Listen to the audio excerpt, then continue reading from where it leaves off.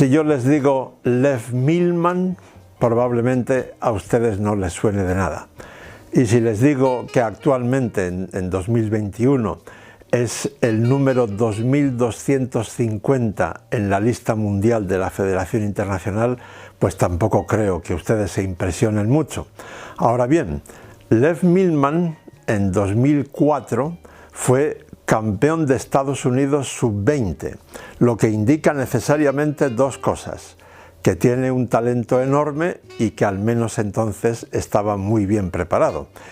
Pero la razón por la que entra en el Rincón de los Inmortales es por una partida que jugó un año después y que es realmente extraordinaria.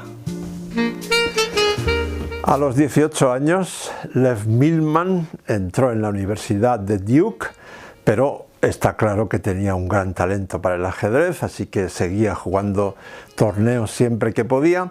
Y ahora estamos concretamente en el estado de Connecticut, en el Foxwood Open, el del año 2005. Milman tiene las piezas blancas y se enfrenta contra un veterano jugador muy asiduo en los torneos abiertos de Estados Unidos, Joseph Funk.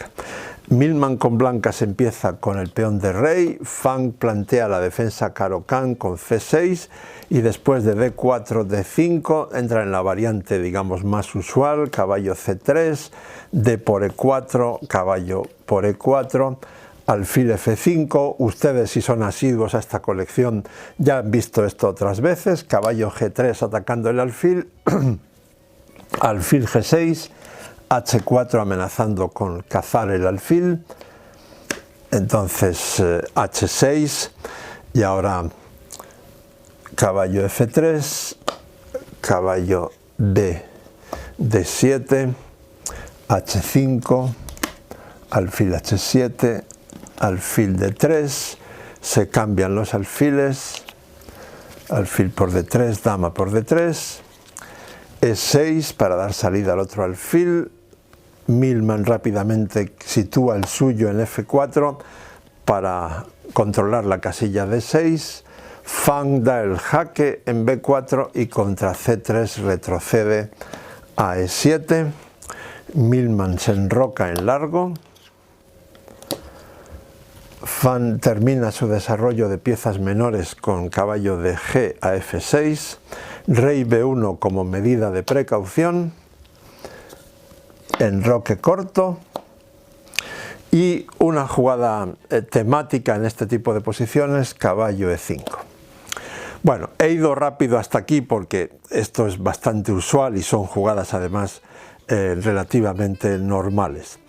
Aquí hay partidas incluso de élite en las que las negras de momento no rompieron en c5, que es la idea temática.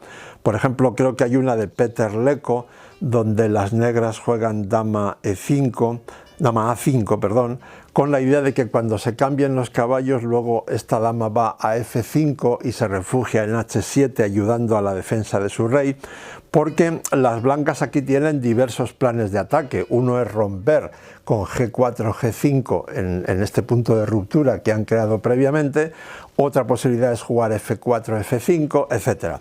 En todo caso, la reacción de Funk pues también tiene lógica, ¿no? c5 para crear cierta tensión en el centro, de manera que el ataque blanco en el flanco de dama pues no sea tan fluido, ¿no? Eso también parece bastante razonable. Entonces, ¿qué hacer ahora con las blancas? Bueno, dama f3, que es lo que hace Milman, es una jugada sensible. No tanto porque amenace el peón de b7, porque al fin y al cabo eso abriría la columna b sobre el rey blanco, o sea que sería bastante peligroso.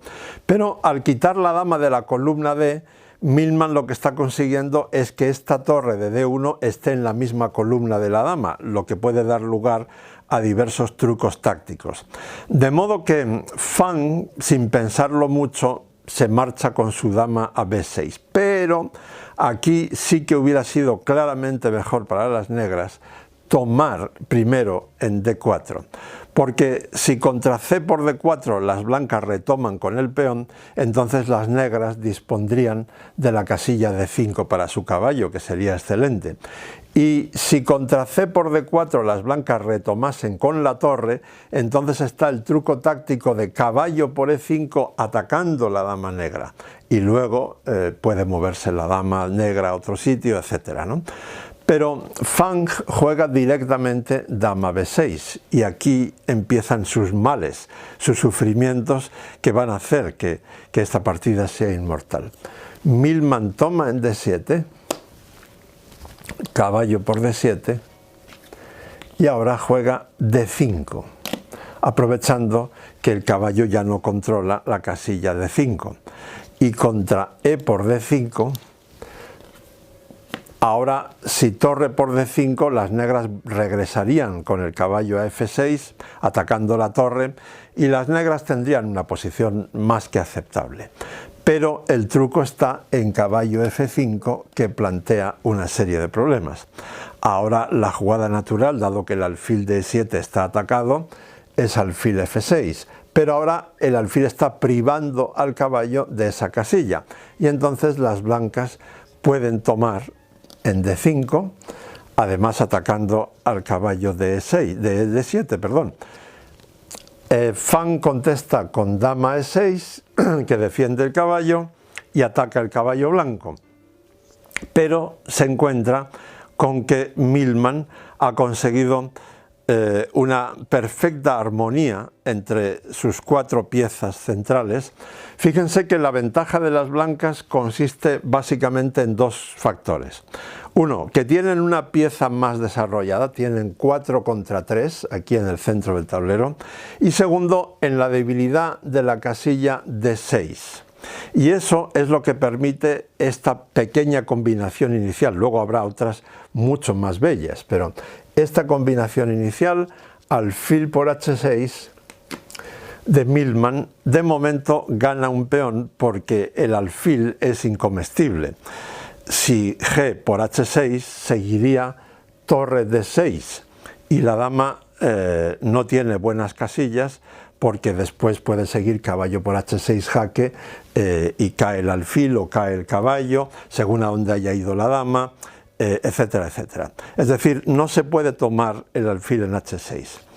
Sin embargo, en esta posición Feng ve una contracombinación, o mejor dicho, un recurso táctico que él cree que va a ser salvador. Y aquí empieza la parte realmente interesante que luego se remata con extrema belleza en esta partida. Joseph Fang juega caballo E5, atacando la dama de F3 y especulando con que estas dos piezas blancas, la torre de D5 y el caballo de F5, solamente están defendidas por la dama de F3. Eso quiere decir que contra caballo E5 pues no parece que haya más jugadas que dama E4. Pero entonces el caballo regresa a C6. Claro, no se debe tomar en E6 porque la recaptura con el peón de F por E6 deja amenazadas las dos piezas blancas, mejor dicho las tres, porque el alfil de H6 también estaría atacado. Y entonces, claro, si volvemos, que es lo que pasó en la partida, a F3, pues las negras vuelven a jugar caballo E5 y contra dama E4, caballo C6. Y aquí ya me estoy imaginando a Feng frotándose las manos, o mejor dicho, con un respiro de alivio, porque una partida que se le estaba poniendo francamente fea, pues iba a terminar en tablas por repetición de jugadas. Pero claro, hay mucho más de lo que yo les acabo de demostrar. Aquí Millman se quedó muy pensativo sobre si él podía sacrificar la torre de D5 jugando dama G4.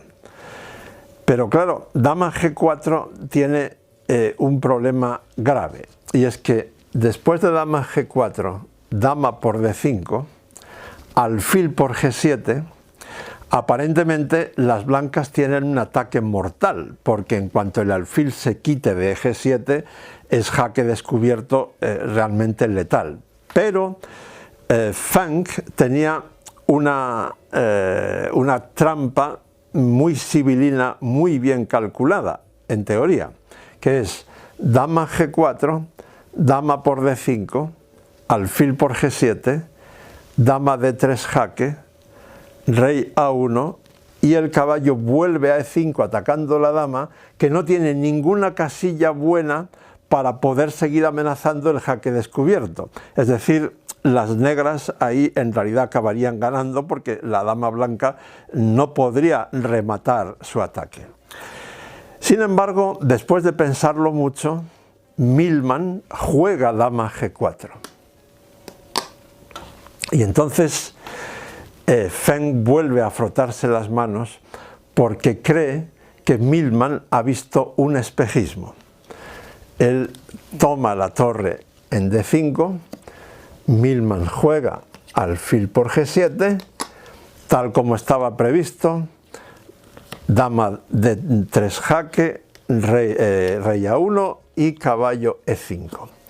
Y entonces Feng considera que lo que ha visto Milman ahora es sacrificar su dama con H6. H6 y si caballo por G4, H7 es mate. Pero el problema, o lo que él tiene, el conejo que él tiene guardado en su chistera, es que contra H6 las negras no contestan caballo por G4 directamente, sino dama F1 jaque para desviar a la torre, torre por F1 y solo entonces caballo por G4. Bueno, ustedes pueden analizarlo en sus casas tranquilamente y verán que se llega a una posición con calidad de más para las negras. Técnicamente lo más probable es que sea perdedora para las blancas. Así que el jugador de las negras estaba muy contento en este momento porque podía incluso ganar la partida. Pero entonces supongo que dentro de un rato su corazón le dio uno de los vuelcos más fuertes de su vida, porque lo que hizo Milman no fue H6, sino que jugó caballo E7 jaque. Ahora no vale alfil por E7 porque alfil por E5 elimina la pieza que está atacando la dama y por tanto es letal para las negras. Pero Feng probablemente dijo, bueno, pero eso no cambia nada importante, me voy con el rey a H7 y ya está, ahora las blancas tienen todo amenazado y esta partida la voy a ganar. Y es aquí donde seguramente le dio un vuelco al corazón al jugador de las negras, porque Milman remató esto de forma brillantísima. En realidad, todo el razonamiento que hizo Feng es correcto. Todas las demás jugadas de las blancas pierden, excepto este otro sacrificio de dama. Dama G6 jaque. Esa dama se puede capturar de tres formas distintas, pero todas conducen al mate. La partida, hay que agradecerle a Feng que optase por esto para que fuera todavía más bella. Siguió con F por G6, H por G6 jaque, rey por G7 y Milman con sus dos últimas piezas da mate en H7. Torre H7, mate. Milman se graduó en la Universidad de Duke y luego consiguió un trabajo en la banca, concretamente en el Deutsche Bank. Y ha seguido jugando torneos en sus ratos libres. No sé si no quiso o no pudo dedicarse profesionalmente al ajedrez. En todo caso, tiene la satisfacción de ser inmortal gracias a esta partida.